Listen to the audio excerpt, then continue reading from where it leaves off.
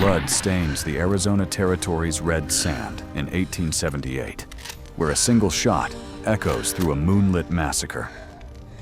Evelyn Moore, a 21-year-old settler's daughter, stands trembling, her father's Winchester in hand, haunted by the Apache warrior she wounded, a man shielding a child from flames.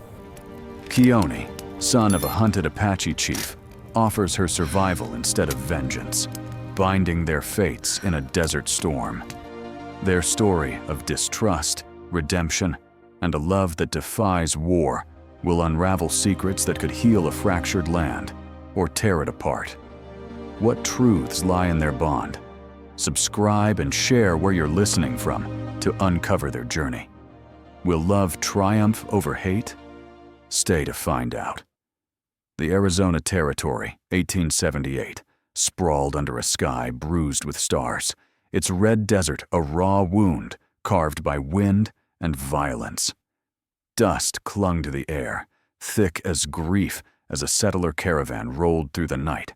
A sudden crack of gunfire drowned the creak of wagon wheels and the snort of horses. Flames erupted, licking the dry wood of the wagons, painting the sand crimson. Screams tore through the chaos.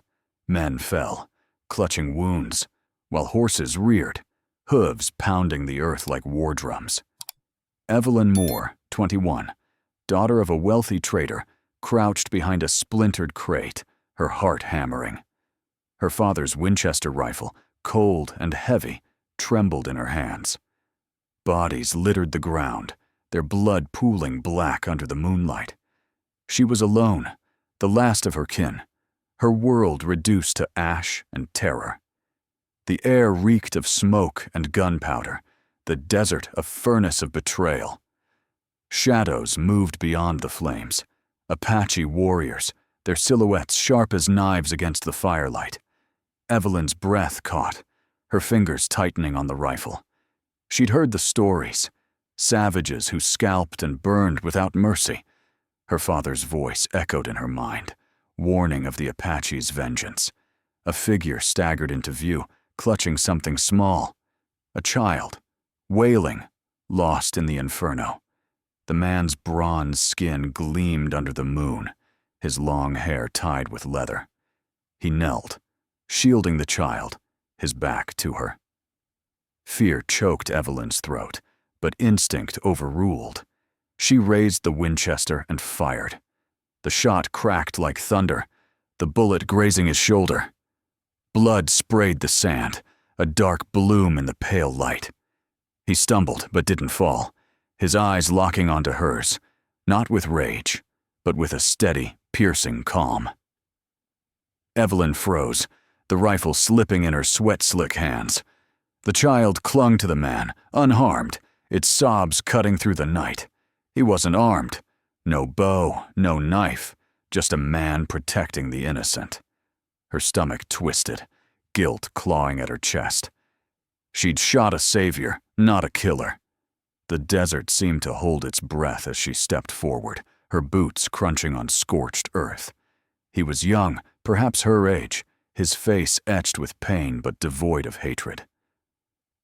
"Keone," he rasped, his voice low, like the rumble of distant thunder. Son of an Apache chief, hunted from the mountains, now bleeding because of her. The child whimpered, and Evelyn's resolve cracked. She couldn't leave him to die, not like this. A howl rose on the horizon, not wolves, but wind. A sandstorm, merciless and blind, roared toward them. The flames flickered, then died, smothered by the gale. Evelyn acted on instinct, dragging Keone's heavy frame toward a shallow cave in a nearby outcrop, the child tucked against her. Sand stung her face, 1,000 needles in the dark. Inside the cave, she dropped to her knees, her breath ragged. Keone slumped against the stone, blood soaking his buckskin shirt. The child curled beside him, shivering. Evelyn's hand shook as she tore a strip from her skirt, pressing it to his wound. His eyes, dark as the night sky, watched her, unreadable. "Why?" he murmured, his English rough but clear. She didn't answer. couldn't. Her world had been order, trade routes, and her father's ledger. Now it was chaos, blood, and a man she'd wronged. The storm screamed outside, sealing them in a tomb of rock and dust. Evelyn kept the Winchester close, her distrust a sharp edge. Keone didn't move, his breathing shallow, his gaze fixed on the cave's mouth. "You shoot," he said, voice steady despite the pain, "but you don't kill." Her jaw tightened. "I could've," she snapped, the words bitter. He nodded, a ghost of a smile on his lips. "But you didn't." The child stirred, and Keone's hand rested gently on its head, a fatherly gesture that cut through Evelyn's fear. She saw her father's face in her mind, his ambition, his deals. Had he known this attack was coming? The thought was a splinter in her heart. As the storm raged, Evelyn worked in silence, binding Keone's wound tighter. The cave smelled of blood and damp stone, the air thick with unspoken questions. She'd been raised to see the Apache as enemies, yet here was a man risking death for a child not his own. Her hands paused, hovering over the blood-soaked cloth. Keone's eyes met hers again, not accusing, but searching, as if he saw the war within her. The storm would pass, but this moment, her choice to save the man she'd shot, would bind them in ways neither could yet fathom. The desert, cruel and vast, had claimed them both, and the night was far from over. Dawn broke over the Arizona Territory, 1878, the sandstorm's fury now a fading howl, leaving the desert scoured and raw. The cave where Evelyn Moore and Keone sheltered was a brittle refuge, its walls pitted with shadow and dust.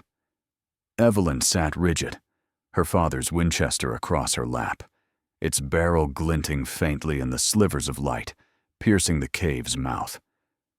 Keone, propped against the stone, clutched the child close, his shoulder wound, seeping through the makeshift bandage of her torn skirt. His breathing was steady but labored, each exhale a testament to endurance. The child, a boy no older than 5, slept fitfully against him, his small chest rising under a tattered blanket. Evelyn's eyes darted between Keone and the cave's entrance, where the desert stretched like a predator waiting to pounce. The air was heavy, thick with the scent of blood and scorched earth. Evelyn's hands tightened on the rifle, her distrust a coiled spring. She'd saved Keone, but why? Guilt gnawed at her, sharp as a cactus spine, yet she couldn't shake the stories of Apache treachery her father had drilled into her. Keone's gaze, when it met hers, was unyielding but not cruel, like a hawk studying the horizon. "Water," he said, his voice rough as gravel. He nodded toward a crevice in the cave's wall, where a faint trickle glistened. Evelyn hesitated, then filled a cracked canteen from her father's pack, her fingers brushing the cold stone. She handed it to the boy first, who drank greedily, then to Keone. He took it with a nod, his calloused fingers grazing hers, sending an unexpected jolt through her. Outside, the desert was a furnace, the sun climbing high, baking the sand to a shimmering haze. They couldn't stay. Exposure would kill them faster than any bullet. Keone gestured to the horizon, where jagged cliffs loomed like broken teeth. Water there, mesquite trees. "We move." Evelyn's jaw clenched. Move with him? Trust an Apache she'd shot? But the boy's wide eyes, trusting Keone implicitly, stirred something in her. She nodded, slinging the rifle over her shoulder. They stepped into the heat, the sand burning through her boots, the boy clinging to Keone's side. The desert was a merciless expanse, its silence broken only by the crunch of their steps and the distant cry of a vulture circling above. Keone led, his pace deliberate, despite the blood crusting his shirt. He pointed to a cluster of mesquite trees, their gnarled branches clawing at the sky. "Sap," he said. kneeling to slice a branch with a small knife tucked in his belt. The sticky resin oozed out, and he showed her how to mix it with water to drink, its bitter tang sharp on her tongue. Evelyn watched, wary but learning, her hands mimicking his. The boy, revived by the water, followed Keone like a shadow, his trust a silent rebuke to her suspicion. As they trudged on, Keone paused to gather dried cactus pads, showing her how to burn them over a small fire to extract edible pulp. Each act was precise, born of a life carved from this unforgiving land. Night fell, the desert turning cold as a blade. They camped under an overhang, the stars above sharp as shattered glass. Evelyn kept watch, the Winchester cradled in her arms, while Keone built a fire from brittle scrub. The flames cast his face in flickering gold, revealing lines of exhaustion and resolve. "Your people," he said suddenly, his English halting but clear. "They take, always take." Evelyn bristled, her voice sharp. "And yours don't? You attacked our wagons." Keone's eyes darkened, not with anger, but with something heavier. "Not us. Others. We were hunting. Found the boy in the fire."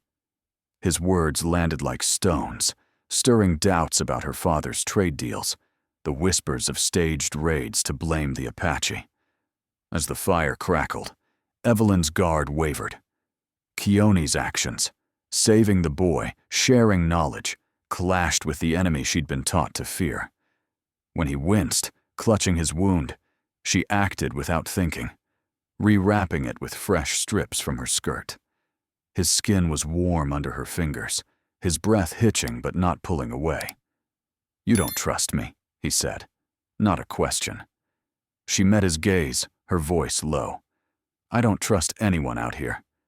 He nodded, as if her honesty was enough. The boy stirred, murmuring in his sleep, and Keone's hand rested gently on his head, a gesture that softened the edges of Evelyn's fear. By the third day, thirst clawed at their throats, the canteen nearly dry. Keone pointed to a faint shimmer in the distance, a spring hidden in a canyon's shadow. They moved faster, the boy stumbling but urged on by Keone's quiet strength. Evelyn's doubts lingered, but survival bound them tighter than any rope. When they reached the spring, she drank deeply, the water cold and sweet. Keone watched her, his expression unreadable. "You learn," he said, almost to himself. Evelyn wiped her mouth, the rifle heavy on her shoulder. She'd shot him, yet he'd kept her alive. The desert, vast and cruel, was forging a fragile trust between them, one neither could name, but both could feel. The Arizona Territory, 1878, shimmered under a merciless noon sun, its red cliffs glowing like embers.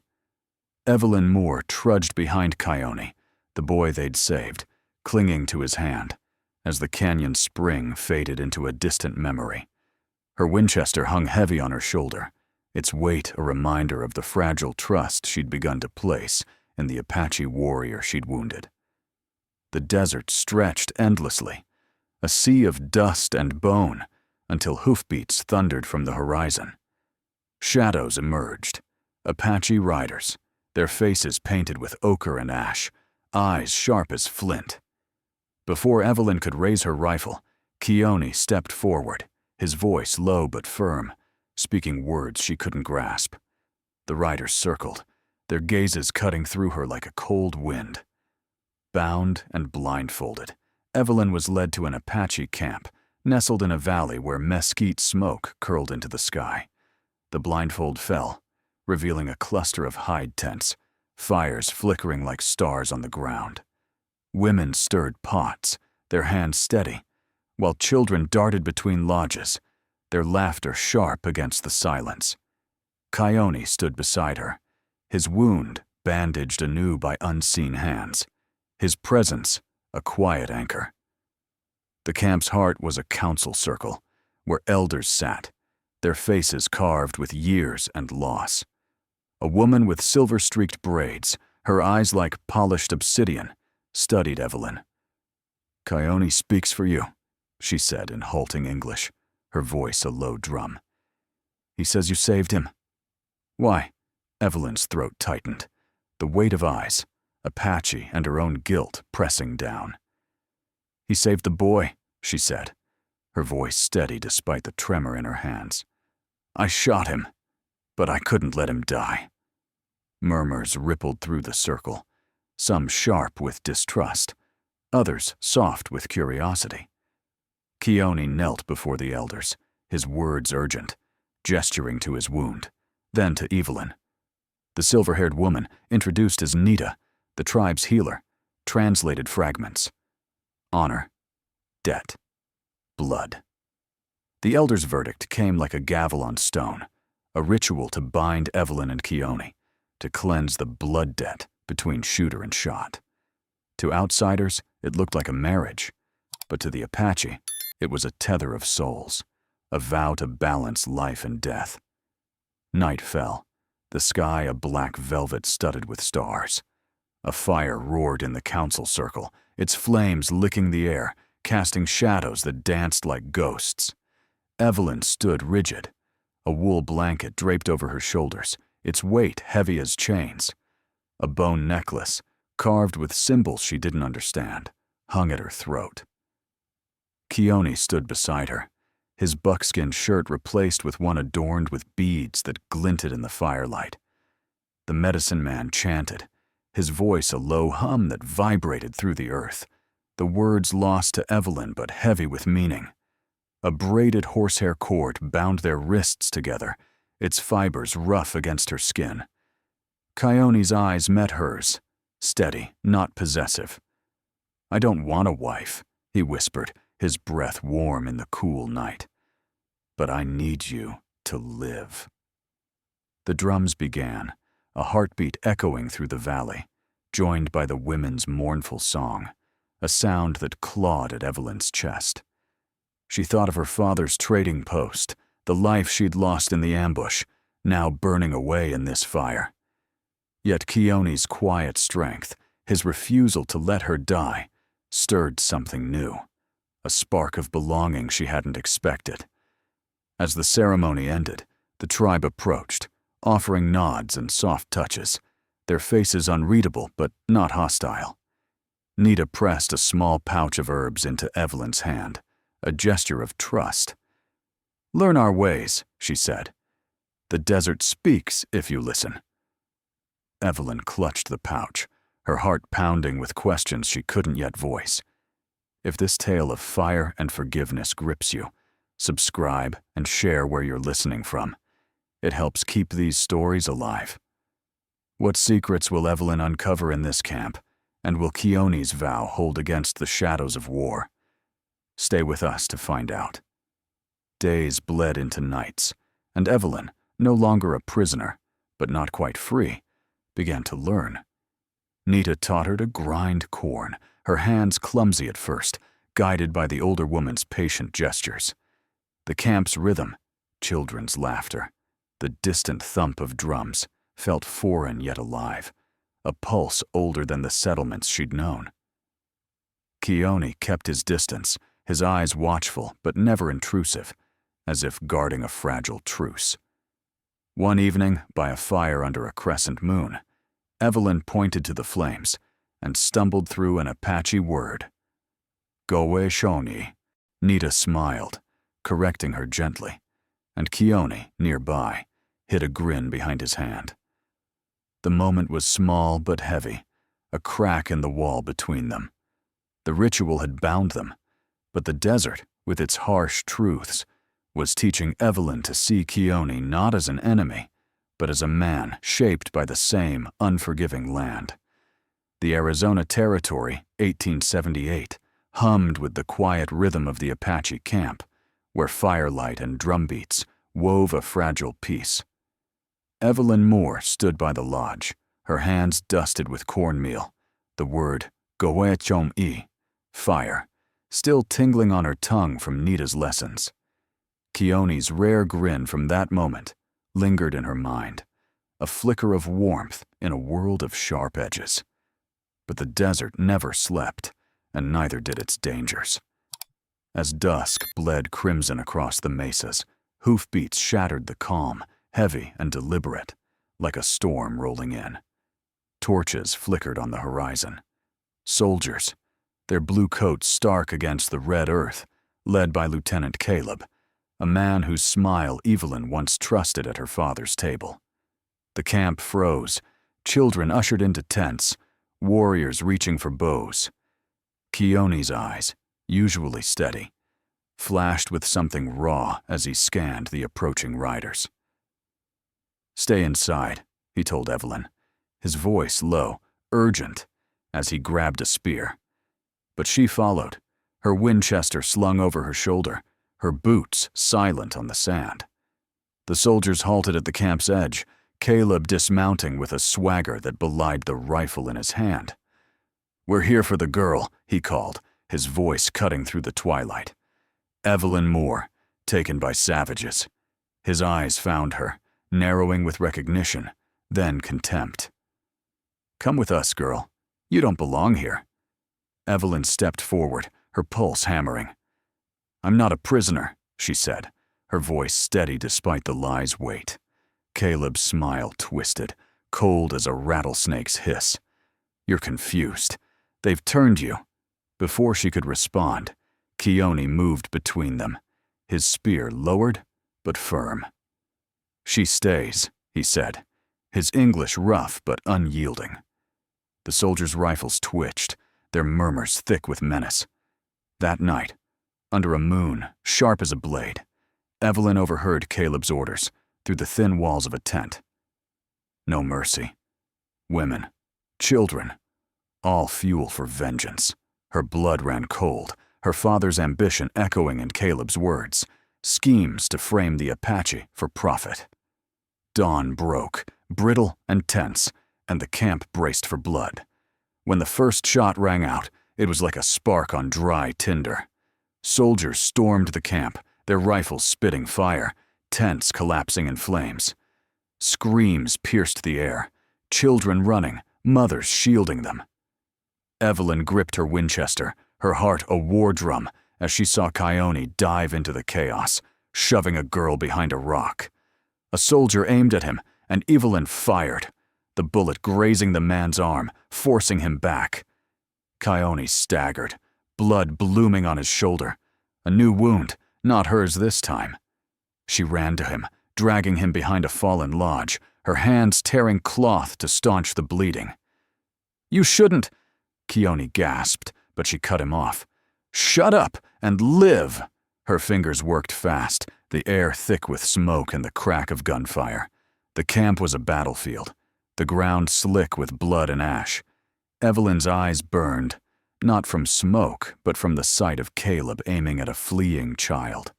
She raised her Winchester, her shot true, striking his leg. He fell, cursing as she shouted, "They saved me! You're the killers?" Her voice broke, raw with fury, as she stood over Keone, shielding him as he'd shielded others. The fight waned, soldiers retreating under the Apache's fierce resistance, but danger lingered within. A young warrior, Chato, his face twisted with grief for a family lost to settlers, glared at Keone with venom. "You protect her," he spat, "while our blood spills." That night, as the camp licked its wounds, Chato's rage boiled over. He set a tent ablaze, its flames roaring like a beast, and grabbed Evelyn, a knife at her throat. "Traitor," he hissed at Keone, who stood unarmed, his wound slowing him. Evelyn's heart raced, but she twisted, breaking free, her fingers finding the Winchester in the chaos. As Chato lunged at Keone, she fired, the bullet striking true.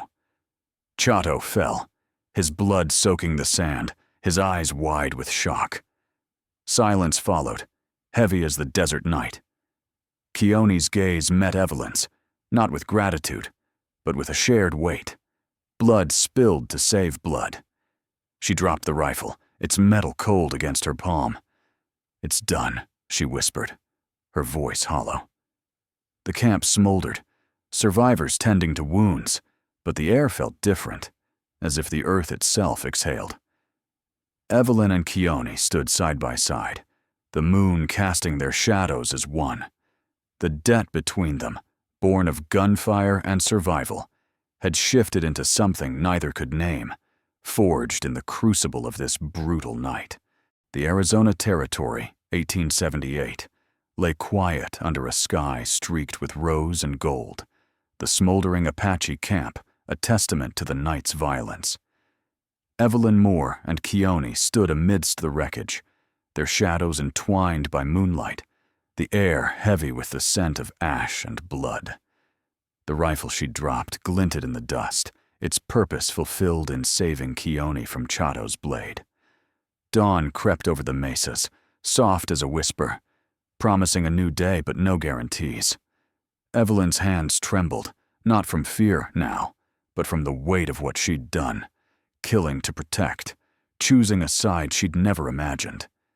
Keone's gaze held hers, steady as the desert itself, and in that shared silence, they turned toward the river, its waters murmuring secrets to the waking land. The camp stirred, survivors emerging from the ruins like ghosts. Nita, her silver braids catching the light, organized the women to tend wounds and salvage what remained. Evelyn joined them, her hand steady as she helped rebuild a lodge, the rhythm of work grounding her. Keone, despite his fresh wound, worked beside her, his spear traded for a hammer, driving poles into the earth with quiet resolve. The river, now called Peace Creek by those who'd seen the night's end, glittered nearby, its banks lush with wildflowers that seemed to bloom in defiance of the bloodshed. Children returned, their laughter fragile but alive, chasing dragonflies along the water's edge. Evelyn watched them, her chest tight with a feeling she couldn't name. Hope, perhaps, or the ghost of home. Days turned to weeks, the camp rising from its ashes. Evelyn learned to weave yucca into rope, her fingers calloused, but sure under Nita's guidance. Keone taught her to ride bareback, his hand steadying her as they galloped across the valley, the wind carrying the scent of sage and freedom. One evening, under a sky ablaze with stars, he handed her a turquoise stone, its surface worn smooth by his father's touch. "For you," he said, his voice low, like the river's hum. "To remember, we're not enemies." She tied it around her neck, its weight a quiet vow, and felt the desert shift beneath her, no longer a wasteland, but a place she could belong. The settlers returned, cautious, their wagons creaking under the weight of trade goods. Evelyn's father, grayer now, stood among them, his eyes searching hers with a mix of regret and wonder. "You've changed," he said, his voice rough. She smiled faintly, touching the turquoise. "No, I found who I was meant to be." He nodded, clasping Keone's hand, a gesture that spoke louder than words. Trade resumed, tentative but steady, the lines between Apache and settler blurring like dust in the wind. Evelyn taught the children, Apache and settler alike, to write in the sand, her voice blending English and Apache words, a bridge built letter by letter. Years passed, the valley softening under seasons of peace. Evelyn and Keone built a lodge by Peace Creek, its walls painted with symbols of both their worlds. One spring, Evelyn felt a stir within her, a secret she carried until a quiet night by the fire. She took Keone's hand, placing it on her belly. His eyes widened, then softened, tears catching the firelight. "A child," he whispered, his voice breaking. When their daughter was born, her skin the color of sun-warmed earth, the camp celebrated with songs that echoed through the canyons. They named her Sani, meaning hope in Apache, a living testament to what they'd forged. The legend of Peace Creek grew, whispered by traders and sung by campfires. A white woman and an Apache warrior, once bound by blood and distrust, had carved a haven from a land of war. Evelyn, now older, her hair streaked with silver, stood by the creek one evening, Coyote at her side. The horizon blazed with the same colors as that first dawn after the battle: rose, gold, crimson. "We did it," she said, her voice soft as the river's flow. Coyote's hand found hers, his grip as steady as the day they'd met. "No," he murmured, "the land did. We just listened." Their daughter ran along the creek, her laughter mingling with the wind. The desert, once a wound, now breathed with life. Wildflowers, children, the hum of two peoples learning to share the same earth. Evelyn leaned against Coyote, her turquoise necklace warm against her skin, and knew their story wasn't just theirs. It was the land's, etched in every stone and star, a testament that even in a world of dust and gunfire, love could take root and endure. The saga of Evelyn and Coyote, forged in the Arizona Territory's crucible of dust and blood, ends with a legacy of peace at Peace Creek. Their love, born from conflict, reshaped a divided land. What did their journey stir in you? Share your thoughts. Your reflections keep their story alive. I'm grateful for your time, for walking this desert trail with us, feeling the weight of their choices. The West holds more tales of grit and heart, waiting to be told.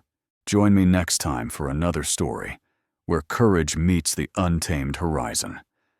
Until then, keep the fire of these stories burning.